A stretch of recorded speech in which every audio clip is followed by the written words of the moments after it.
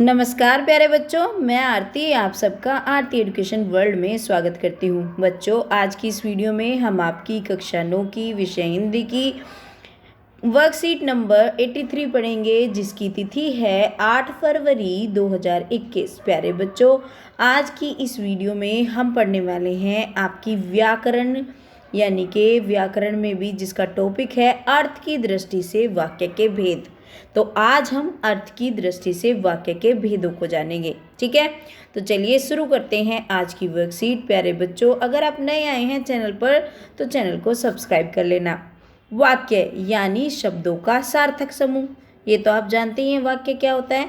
वाक्य होता है शब्दों का सार्थक समूह को हम वाक्य कहते हैं, जिनके अलग अलग भेद भी होते हैं, है ना। वाक्य के आपको पता ही है अलग अलग भेद होते हैं, संज्ञा होता है, सर्वनाम होता है, ये सब चीज़ें होती हैं। तो ये वाक्य के भेद हैं। इस कक्षा में हम अर्थ के आधार पर वाक्यों के भेद सीखेंगे और उनका अभ्यास करेंगे। तो आज की जो वर्कशीट है इसमें हम पढ़ने वाले हैं कि अर्थ के आधार पर वाक्यों के कौन कौन से भेद होते हैं और उसकी प्रैक्टिस करेंगे। ठीक है, हिंदी व्याकरण के घर में अनेक वाक्य होते हैं जिन्हें हम अर्थ की दृष्टि यानी अर्थ के आधार पर देखें तो इनमें से कुछ वाक्य ऐसे होते हैं जो किसी प्रकार की जानकारी देते हैं या तथ्य आधारित होते हैं। तो जो वाक्य किसी प्रकार की जानकारी देते हैं या किसी तथ्य आधारित होते हैं, यानी कि कोई फैक्ट होता है, कोई सच होता है, तो ऐसे वाक्य को बोला जाता है विधानवाचक वाक्य। ठीक है, लेकिन कुछ वाक्य ऐसे भी होते हैं जिनमें ना का भाव होता है, मतलब जिनमें नहीं आता है, आप ये समझिए। तो वो होते हैं निषेधवाचक वाक्य, जिसमें ना, नहीं, ये सब आता है। वो सारे जो आपके इंग्लिश में नेगेटिव, यहाँ पे निषेध। ठीक है, वहाँ पे भी एन आता है और यहाँ पे भी न आता है। इस तरीके से आप पहचानिए। ऐसे भी कुछ वाक्य रहते हैं जिनमें प्रश्न होते हैं, जिनमें प्रश्न पूछा जाता है कि आप कहाँ जा रहे हैं, आप क्या खा रहे हैं। तो जो प्रश्न पूछा जाता है तो सीधी सी बात है, वो हो गए आपके प्रश्नवाचक वाक्य। जिनमें किसी प्रकार की आज्ञा दी जाती है, भाई ये करो, वो करो, ऐसे करना है, या फिर प्रार्थना करी जाती है कि प्लीज़ ऐसा कर दो, कृपया मेरे लिए ये कर दो। तो ये सब क्या होता है, ये होते हैं आपके आज्ञावाचक वाक्य। आसानी से पहचान लेंगे, बहुत ही आसान सी वर्कशीट है। विधानवाचक जो जानकारी देते हैं, फैक्ट बताते हैं। निषेधवाचक जो नहीं का बोध होता है। प्रश्नवाचक जिनमें प्रश्न पूछा जाता है। आज्ञावाचक किसी आज्ञा या प्रार्थना दी जाती है। ठीक है, आगे अब ऐसे भी वाक्य होते हैं जिन वाक्यों में चौंकना या आश्चर्यचकित होना या शोक मनाना, अरे ऐसे हो गया, ओ बहुत ही गलत हुआ। तो ये सब चीज़ें कैसी होती हैं, विस्मयबोधक वाक्य, जिसमें अरे इस तरीके के शब्द आते हैं। ये होते हैं जब हम आश्चर्यचकित रह जाते हैं या शोक मनाते हैं। इस घर में रहने वाले कुछ वाक्य किसी प्रकार की इच्छा या आशीर्वाद प्रकट भी करते हैं। अब जब हम अर्थ की दृष्टि से पढ़ते हैं तो ऐसे वाक्य भी होते हैं जिसमें हम कुछ अपनी कोई इच्छा जताते हैं, है ना। तो इन वाक्यों में हम इन्हें क्या बोलते हैं, जब हम कोई इच्छा या आशीर्वाद प्रकट करते हैं कि हमारी काश ऐसा हो जाए या हमारी ऐसी इच्छा है, तो ये कौन से होते हैं, हमारे इच्छावाचक वाक्य। एक तरीके के और वाक्य होते हैं और वो होते हैं संकेतवाचक।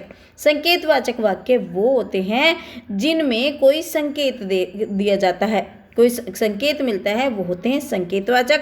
और एक वाक्य और बचे हमारे लास्ट, जो जिसमें हमें संदेह रहता है, अच्छा ऐसा भी हो सकता है, तो ये होते हैं हमारे संदेहवाचक, या जिसमें हमें शक रहता है ये पूरा होगा या नहीं। तो जिसमें हमारा शक या फिर संदेह होता है वो होते हैं संदेहवाचक वाक्य कहलाते हैं। ठीक है, ये बिल्कुल आसान से हैं, एकदम से कर लेंगे आप, इसमें ज़्यादा मुझे डिटेल करने की ज़रूरत भी नहीं है और आपको समझ ही आ गया होगा जितनी मैंने डिटेल की है। चलिए अब कर लेते हैं इसके आसान से प्रश्न उत्तर जो इस वर्कशीट में दिए गए हैं। तो बच्चों चलिए, अब सबसे पहला क्वेश्चन कि हिंदी व्याकरण में यहाँ किसके आधार पर वाक्य के भेद बताए गए हैं और इस आधार पर कुल कितने भेद बताए गए हैं। तो यहाँ पर अर्थ के आधार पर भेद बताए गए हैं वाक्य के। तो यहाँ पर अर्थ के आधार पर वाक्य के भेद बताए गए हैं और इस आधार पर वाक्य के कुल 8 भेद होते हैं। ये हो गया आपके प्रश्न नंबर 1 का 1 लाइन का उत्तर। चलिए अब दूसरे प्रश्न पर चलते हैं। इन भेदों के नाम लिखिए, तो लिख दीजिए बिल्कुल सिंपल से हैं। आप सारे भेदों के नाम लिख दिए। विधानवाचक वाक्य, प्रश्नवाचक वाक्य, आज्ञावाचक वाक्य, विस्मयबोधक वाक्य, इच्छावाचक वाक्य, संकेतवाचक वाक्य और आपका लास्ट संदेहवाचक वाक्य। ठीक है, ये हो गया आपका। प्रश्न नंबर 3 की तरफ चलते हैं। और ये तो हमारे पहले क्वेश्चन में था, ये लिखने की जरूरत ही नहीं है, ये हमारे पहले क्वेश्चन का आंसर था। चलिए अब चलते हैं प्रश्न नंबर 3 की तरफ। नीचे दिए गए एक भेद का एक एक उदाहरण दीजिए।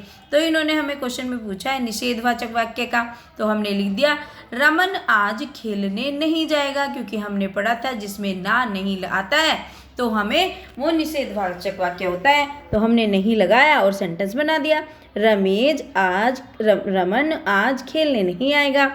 प्रश्नवाचक वाक्य का इन्होंने उदाहरण पूछा है, तो तुम्हारा नाम क्या है, इसमें प्रश्न पूछ रहे हैं ना भाई, कोई भी प्रश्न पूछने वाला क्वेश्चन क्या होगा, प्रश्नवाचक। आज्ञावाचक वाक्य अपना अपना काम करो, ये आज्ञा दी जा रही है कि चलो अपना अपना काम करो, तो ये क्या हो गया, ये हो गया आज्ञावाचक वाक्य। ठीक है, चलिए प्रश्न नंबर 4, हमारे देश में पहाड़ी क्षेत्र भी है, यह कौन सा वाक्य है, तो इन्होंने हमें विकल्प दिए थे, ये हम कर देंगे इसमें विधानवाचक वाक्य, है ना, क्योंकि ये हमें एक फैक्ट है, ये एक तथ्य है, बता रहे हैं कि हमारे देश में पहाड़ी क्षेत्र भी है। ठीक है, तो ये आपका विधानवाचक वाक्य इसका उत्तर हो जाएगा।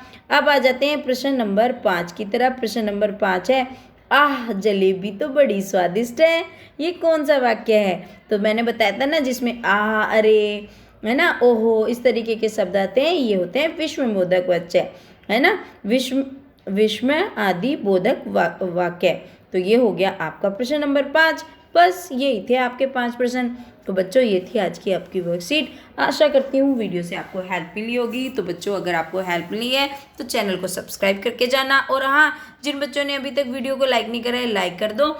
एक अपना कमेंट लिख के बताओ कि आपको वीडियो हेल्पफुल रही या नहीं रही। थैंक यू स्टूडेंट्स, और आरती एजुकेशन वर्ल्ड की हेल्प करिए शेयर करके अपने दोस्तों के साथ। थैंक यू, आपका दिन शुभ हो।